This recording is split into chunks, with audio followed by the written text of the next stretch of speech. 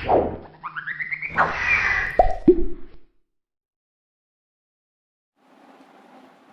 Students, कैसे हो आप सभी। मैं अजय वत्स स्वागत करता हूं आप सभी का आपके अपने यूट्यूब चैनल फिजिक्स फाउंटेन में। और आज की जो हमारी क्लास है +1 फिजिक्स की, ये आज हमारा 4th लेक्चर है। और आज की क्लास में हम स्ट्रॉन्ग न्यूक्लियर फोर्स जो हमारा है इस पर डिस्कस करने वाले हैं। स्ट्रॉन्ग न्यूक्लियर फोर्स और वीक न्यूक्लियर फोर्स, इन दोनों ही फोर्सेज को आज की क्लास में हम डिस्कस करेंगे। और जो हमारा ये टॉपिक चला हुआ था फंडामेंटल फोर्सेज का नेचर के अंदर जो है उनका, आज वो उसको हम कंप्लीट कर देंगे।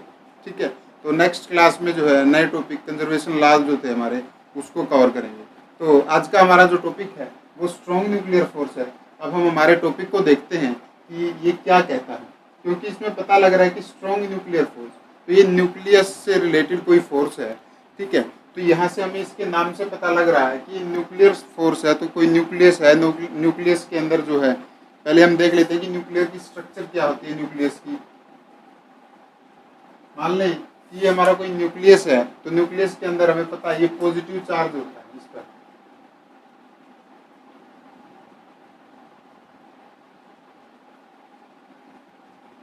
यहाँ हम ज़्यादा डिस्कस नहीं करेंगे, ज़्यादा डीपली इसको डिस्कस नहीं करेंगे। इसे हमारे टॉपिक को, फोर्स को हम आगे जो न्यूक्लियर हमारा जो एक चैप्टर है, अलग से एक यूनिट है, तो उसमें इसको आगे जो है डिस्कस करेंगे।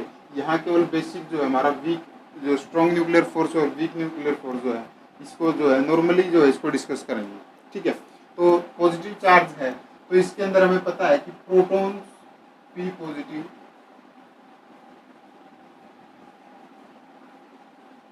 इस न्यूक्लियस के अंदर जो है पाए जाते हैं।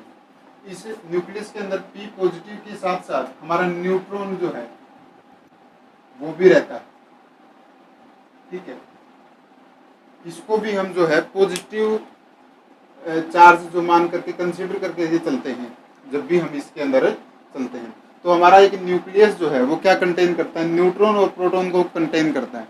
दोनों पर सिमिलर चार्ज है, लेकिन चार्ज की प्रॉपर्टी होने के बावजूद, क्योंकि कल की क्लास में मैंने बताया था कि जो सिमिलर चार्जेज हैं वो एक दूसरे को रिपेल करेंगे और जो अपोजिट चार्ज हैं वो एक दूसरे को जो है हमारा अट्रैक्ट करेंगे।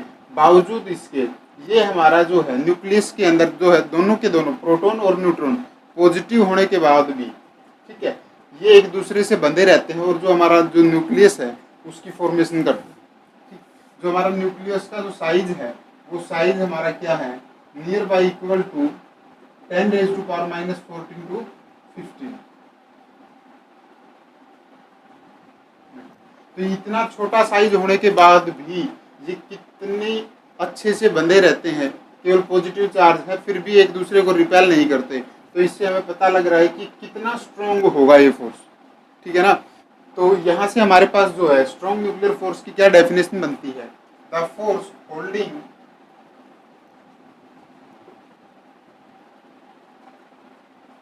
न्यूट्रॉन्स एंड प्रोटॉन्स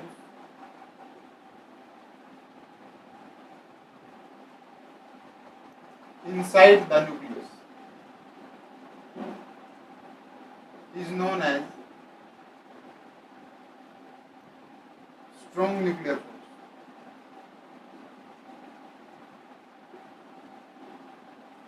ये हमारा क्या है, स्ट्रॉन्ग न्यूक्लियर फोर्स है। ठीक है, इसके एग्जांपल्स की अगर हम बात करें, मैं लिखूंगा नहीं, आप नोट कर लीजिए इसको। इसके एग्जांपल्स अगर हम देखें तो एग्जांपल्स क्या होंगे सबसे बड़े, क्योंकि न्यूक्लियर फोर्स है तो किसी ना किसी न्यूक्लियस की और उसकी ही बात करेंगे हम, किसी एटम की। तो किसी एटम के न्यूक्लियस के अंदर जब तक ये फोर्स नहीं लगेगा तब तक उसकी फॉर्मेशन ही नहीं होगी।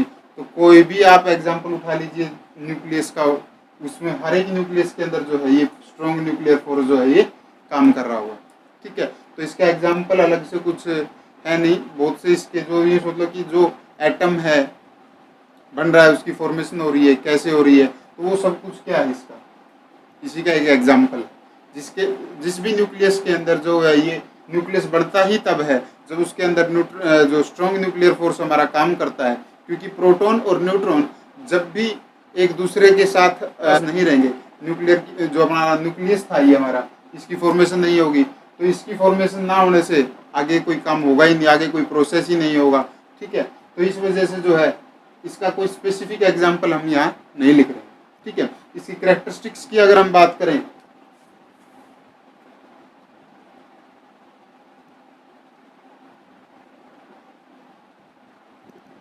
इसकी कैरेक्टरिस्टिक्स अगर हम बात करें तो ये कैसा है, शॉर्ट रेंज जो है इस फोर्स, फर्स्ट जो इसकी प्रॉपर्टी है ये शॉर्ट रेंज फोर्स है।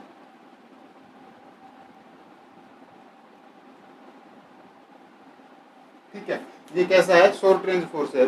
कितनी शॉर्ट में, कितनी नजदीक नजदीक ये दोनों चीजें रखी हुई हैं, उनके बीच में ये काम कर रहा है, तो इसलिए ये क्या हो गया, हमारा शॉर्ट रेंज फोर्स हो गया।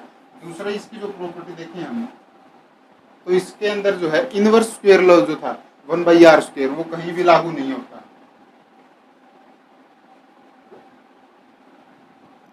Note obeys inverse square law. ठीक है, सेकेंड ये थर्ड, अच्छा इसकी जो स्ट्रोंगनेस है उसका भी हमें पता होना चाहिए कि कितना स्ट्रोंग है। ये हमारा 10⁻38 times stronger then gravitational force. जो हमारा ग्रेविटेशनल जो फोर्स था उससे ये 10⁻38 गुना, इस ग्रेविटेशनल फोर्स का 10⁻38 गुना जो है ज्यादा स्ट्रोंग है। जिस भी फोर्स, जो ये जिस भी चीज पर ये फोर्स लगता है, जिन दो चीजों पर, न्यूट्रॉन और प्रोटॉन पर, तो इसकी जो स्ट्रोंगनेस है वो कितनी है, हमारे ग्रेविटेशनल फोर्स की जितनी स्ट्रोंगनेस थी उससे 10⁻38 गुना ज्यादा स्ट्रोंग ये फोर्स है हमारा। ठीक है, नेक्स्ट जो इसकी है, नेक्स्ट है हमारी, यहाँ लिख देता हूँ, नीचे शायद आएगा नहीं कैमरे में। फोर्थ जो इसकी प्रॉपर्टी है वो ये क्या है, ये अट्रैक्टिव फोर्स है।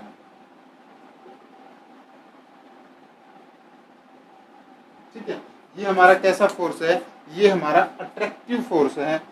ये इसकी 3-4 प्रॉपर्टीज थी और ये इतना ही था आज के। इससे जो स्ट्रॉन्ग न्यूक्लियर फोर्स जो है हमारा, उसके बारे में केवल इतना ही हम यहाँ पर पढ़ेंगे।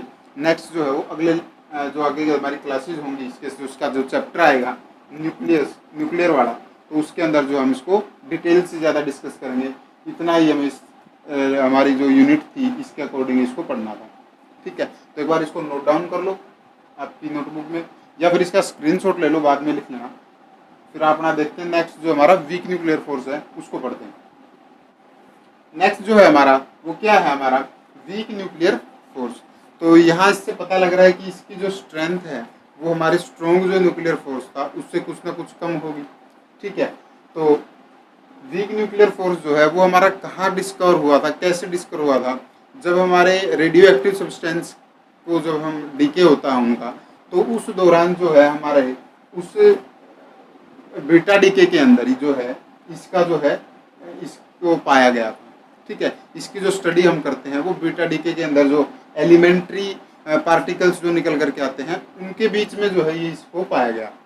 ठीक, तो ये जो है वही, चलो इसकी डेफिनेशन एक बार देख लेते हैं, क्योंकि वीक न्यूक्लियर फोर्स है, न्यूक्लियस के आसपास का ही फोर्स है, ये कंफर्म होगी हमें इसके नेम से ही, वीक न्यूक्लियर फोर्स। और ये किसके बीच में है वो लिख देता हूँ, ये हमारा किस किसके बीच में है, इलेक्ट्रॉन और एक न्यूट्रिनो, इन दोनों के बीच का ये फोर्स है। इलेक्ट्रॉन नेगेटिव है और ये जो हमारा न्यूट्रिनो है ये अनचार्ज्ड पार्टिकल है।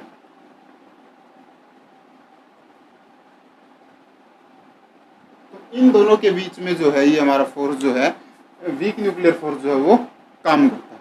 इसकी अगर हम डेफिनेशन लिखें तो वो क्या है, the force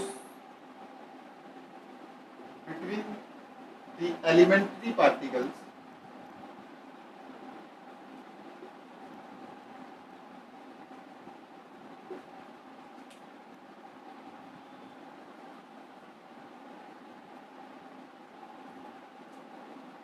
emitted during radioactive decay of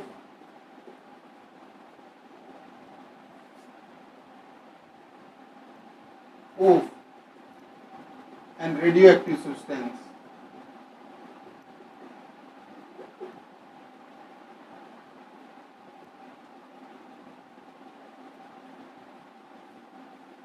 is known as weak nuclear force.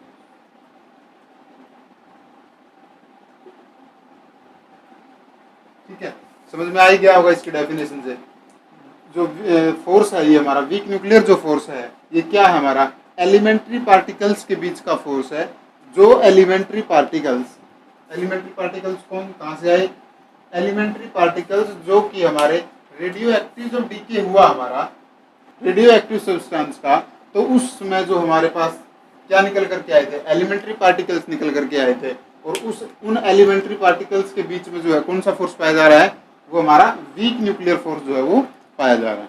ठीक है, नेक्स्ट अगर इसमें हम लिखना चाहें, क्योंकि बीटा डीके में इसको डिस्कवर ये बीटा डीके के अंदर डिस्कवर्ड हुआ है, तो इसमें आगे भी हम अगर लिखना चाहें तो एक लाइन और लिख देंगे, in beta decay electron and neutrino are emitted, then the force between electron and neutrino, neutrino क्या हमारा अनचार्ज्ड पार्टिकल है।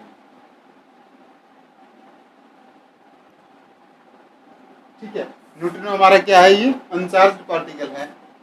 Between electron is known as weak nuclear.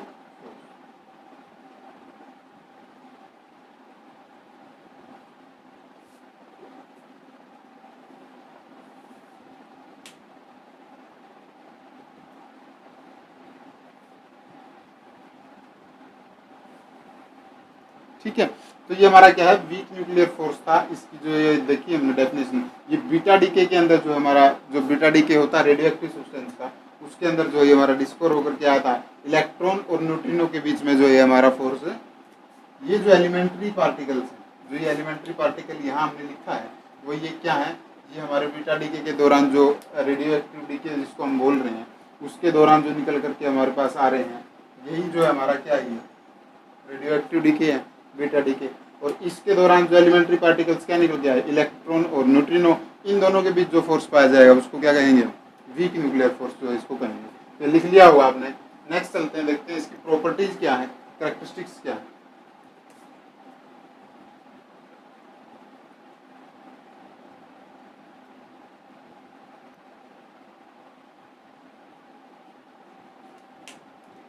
First तो वही है इसकी, क्योंकि न्यूक्लियस के आसपास है, तो ये क्या हमारा शॉर्ट रेंज फोर्स है।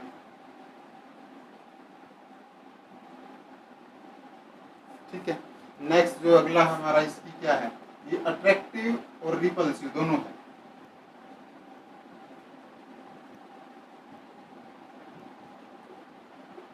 थर्ड वन इज ये बीटा डीके के अंदर जो डिस्कवर हुआ है हमारा,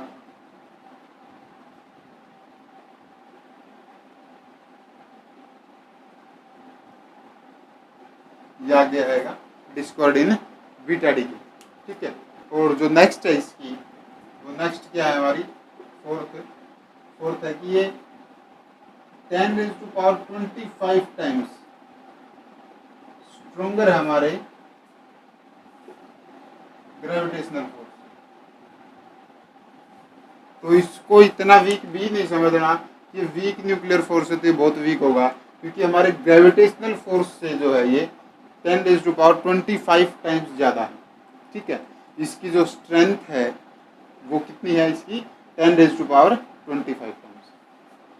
अच्छा, इसका एक इसमें एक बार इसको लिख लीजिए, मैं एक चार्ट और बना देता हूँ।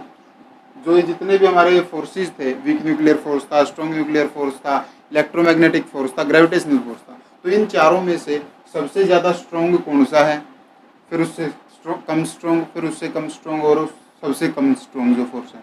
तो उनकी एक टेबल बना देता हूँ ताकि आपको आगे याद रखने में दिक्कत ना हो। इनकी जो स्ट्रेंथ है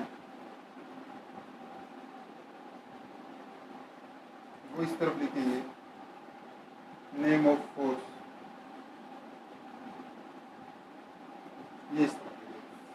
ठीक है, तो हमारा सबसे जो ये जो हमारी नीचे की तरफ जो हमारी स्ट्रेंथ है वो इंक्रीजिंग रहेगी।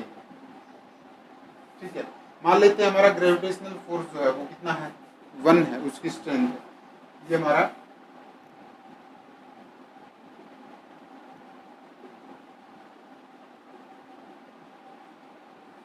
ग्रेविटेशनल फोर्स की मान लेते हैं हम, क्योंकि इससे ग्रेविटेशनल फोर्स के ही कंपैरिजन में हम देखेंगे कि इससे कौन कितना स्ट्रॉन्ग है। ठीक है, कंपैरिजन जो होगा हमारा यहाँ से लेकर इस तरफ आएंगे। ठीक है, तो इसके कितने गुना है, 10⁻25 टाइम्स कौन सा हमारा वीक न्यूक्लियर फोर्स है।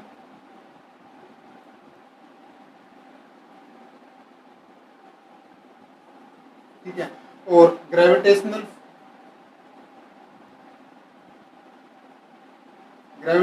फोर्स से 10⁻36 टाइम्स जो है हमारा वो कौन सा है, स्ट्रोंगर फोर्स, वो क्या है हमारा, इलेक्ट्रोमैग्नेटिक फोर्स।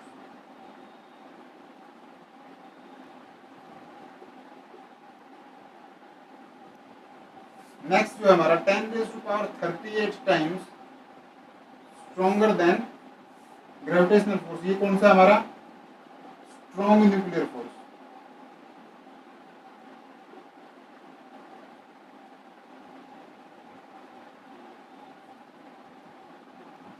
ठीक है, तो ये 4 फोर्सेज थे हमारे, इन चारों फोर्सेज के कंपैरिजन जो है वो ये है, जो हमारा ग्रेविटेशनल फोर्स है अगर वो 1 है तो हमारा वीक न्यूक्लियर फोर्स उसके 10⁻25 टाइम्स इससे ज्यादा होगा। ये जो हमारी स्ट्रॉन्ग है,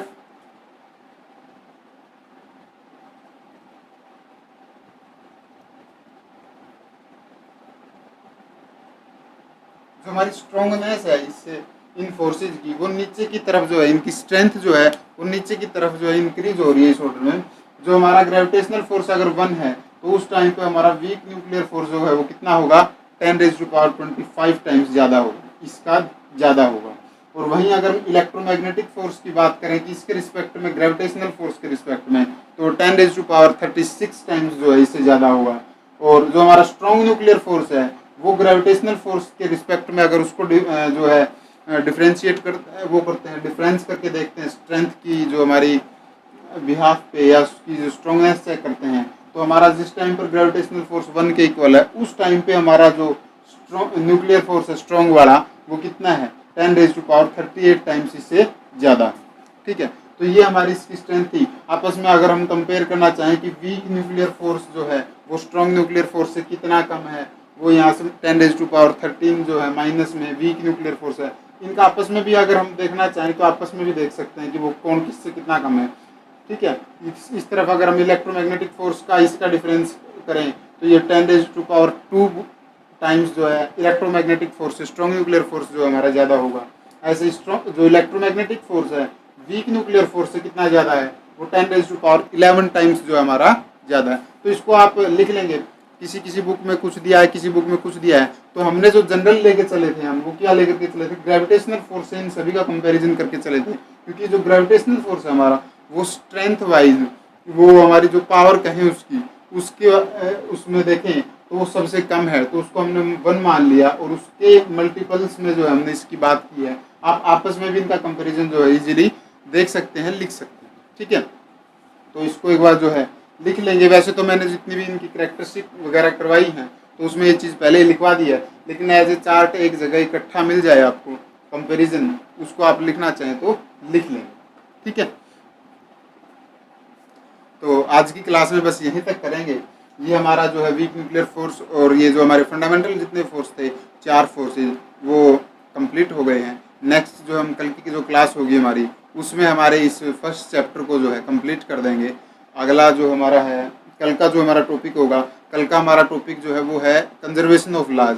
तो कल उस चीज़ को कंप्लीट जो हम कर देंगे कल के लेक्चर में, चाहे हमारा लेक्चर कितना भी लंबा जाए, लेकिन कल जो है हम कंजर्वेशन ऑफ लॉज जो है हमारा उसको कंप्लीट जो है उसमें डिस्कस करेंगे। ठीक है, तो आज का अगर आपको जो हमने पढ़ा है weak nuclear force, strong nuclear force, और उससे पहले के जो लेक्चर्स थे उनको भी आप एक बार अच्छे से पढ़ लीजिए, समझ लीजिए, क्योंकि ये बेसिक चैप्टर है। एग्ज़ाम पॉइंट ऑफ व्यू से इतना ज़्यादा इम्पोर्टेंट नहीं है, लेकिन हाँ एग्ज़ाम्स में पूछा जाता है उस हिसाब से आप उसको पढ़िए, लेकिन ज़्यादा डीपली इसमें कुछ इतना है नहीं पढ़ने का, अलग अलग फोर्सेस वगैरह दे दो, उनकी बेसिक डिटेल्स तो एटलीस्ट हमारे पास होनी चाहिए। उस चीज़ को हम पढ़ें और उस चीज़ को समझें तो हमारे लिए बेटर रहेगा कि आगे हमें वो चीज़ें बार बार पन्ने पलट के पीछे से देखनी नहीं पड़ेंगी, ठीक है ना। और कोशिश रहेगी कि आगे जब भी जो भी हमारे टॉपिक आएंगे तो उनमें अच्छे से आपको डिटेल कर पाएँ, जो उसकी डिस्कशन है वो अच्छे से कर पाएँ। आपको जो है इन लेक्चर्स का, जो पिछले हमारे 3 लेक्चर्स आए हैं, ये हमारा 4th लेक्चर है, तो इस 4th लेक्चर के नीचे जो वीडियो का डिस्क्रिप्शन बॉक्स है आपका, उसमें आपको जो है इसका लिंक जो है मिल जाएगा, जो पीछे वाले लेक्चर्स थे आपके, तो आप वहाँ से जा कर के देख लेंगे। या फिर हमारे जो फिजिक्स फाउंटेन चैनल पर प्लेलिस्ट बनी हुई है 11th क्लास के नाम से, अलग से एक 9th क्लास की है, एक 10th क्लास की है और एक 11th क्लास की है। तो 11th क्लास के नाम से जो है आप इसको जा करके देख सकते हैं, वहाँ पर वो सारे लेक्चर्स आपको इकट्ठे मिल जाएंगे, ठीक है। और साथ ही कोशिश रहेगी कि इसका भी अगर PDF जो फॉर्मेट है वो प्रोवाइड में अगर करवा सका, अभी तक मैंने उसको जो है नोट डाउन नहीं किया है, अगर पॉसिबल हुआ कल आपका जो लेक्चर है ये अपलोड होने तक अगर मैं वो बना लूँगा तो उसको अपलोड कर दूँगा, नहीं तो मैं फिर बाद में जो है उसको आपके जो वीडियो का डिस्क्रिप्शन बॉक्स है, आप कल शाम तक या नेक्स्ट जो हमारा लेक्चर होगा उसमें आपको उसकी इन्फॉर्मेशन दे देंगे। उस नेक्स्ट जो लेक्चर होगा उसमें आपको उसका भी लिंक जो है आपको मिल जाएगा, ठीक है। तो आज की क्लास में बस यहीं तक है। नेक्स्ट मिलते हैं आपसे नेक्स्ट लेक्चर जो हमारा कल होगा उसमें। अगर आपको ये वीडियो अच्छा लगा तो प्लीज़ हमारे इस वीडियो को जो है लाइक कीजिए, और कोई आपका जो सजेशन है हमारे टॉपिक से रिलेटेड, हमारे एक्सप्लेनेशन से रिलेटेड, तो प्लीज़ उसको भी नीचे वीडियो के जो कमेंट बॉक्स है हमारा नीचे, उसमें आप बताएं, ताकि हम उसमें इम्प्रूवमेंट करें और आपको अच्छे से हम आपका टॉपिक जो है वो समझा पाएँ। और साथ ही आप हमारे यूट्यूब चैनल फिजिक्स फाउंटेन को जो है सब्सक्राइब कर लीजिए, ताकि आने वाले हर एक नए लेक्चर की जो नोटिफिकेशन है वो आप तक जल्दी से जल्दी पहुंच सके, और आप ठीक टाइम से जो है आपके स्टडीज़ को जो है कंटिन्यू कर सकें, और आपके जो लेक्चर्स हैं उनको कवर कर सकें कम्प्लीटली। थैंक यू क्लास, मिलते हैं आपसे नेक्स्ट लेक्चर में। Take care, bye.